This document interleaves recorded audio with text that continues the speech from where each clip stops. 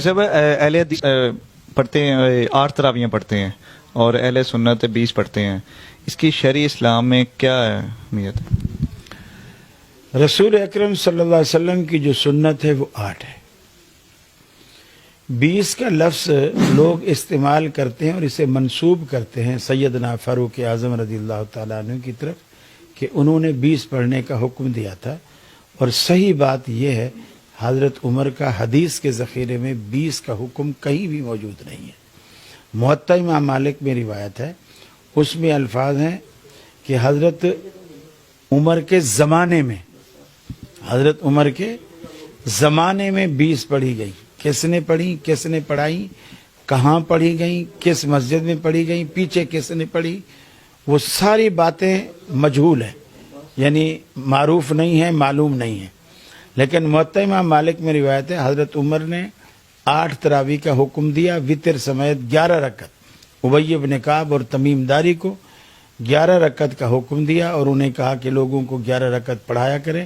حضرت عمر کا حکم یہ بھی معلوم ہے، مسجد نبوی میں یہ بھی معلوم ہے، ابی بن کعب اور تمیم داری نے پڑھائیں یہ بھی معلوم ہے، پڑھنے والے پیچھے صحابہ تھے وہ بھی معلوم ہے، لہٰذا 8 کا حکم معلوم ہے اور 20 کا حکم مجہول ہے۔ تو مجہول روایت کو کے مقابلے میں معروف کو رد کرنا اور مجہول کو ماننا یہ اصول حدیث کے بھی خلاف ہے اور عقل کے بھی خلاف ہے۔ اور ویسے بھی میں پوچھتا ہوں، ایک جگہ پروگرام میں مجھ سے یہی سوال کیا گیا تو سامنے والا ذرا تیز تھا، وہ مجھے کہنے لگا قاری صاحب ایک بات بتاؤ، اگر میں آپ کے آگے 2 بٹوے رکھ دوں، پیسوں کے 2 بٹوے رکھ دوں، ایک ہرا بٹوا ہو اور ایک لال بٹوا ہو، اور اوپر لکھ دوں کہ اس لال والے میں 20,000 روپے ہیں اور ہرے والے میں 8,000 روپے ہیں، اور آپ کو اختیار دے دوں کہ جون سا بٹوا آپ پسند کریں، 20,000 والا یا 8,000 والا، وہ آپ کا ہو جائے گا، دونوں میں سے کوئی ایک۔ تو مجھے کہنے لگا آپ ایمانداری سے بتائیں آپ کون سا اٹھائیں گے؟ میں کہوں 20 والا اٹھاؤں گا، میں کوئی پاگل ہوں میں 8 والا اٹھاؤں گا، 20 والا اٹھاؤں گا؟ کہنے لگے ہاں اب پیسوں کی بات آئی تو 20 پہ ہاتھ ڈالو، اور نماز کی بات آئی تو 20 پڑھتے ہوئے موت آتی ہے۔ میں نے کہا نہیں، موت نہیں آتی۔ یہی سوال میں آپ سے کرتا ہوں، اور ایک اضافے کے ساتھ کہ تم نے ایک بات مجھے نہیں بتائی جس کی وجہ سے میں نے دھوکہ کھایا اور 20 والے اٹھا لیے۔ میں آپ کو وہ بات بتاتا ہوں اور پھر آپ سے سوال کرتا ہوں کہ تو 20 والا اٹھائے گا یا 8 والا اٹھائے گا؟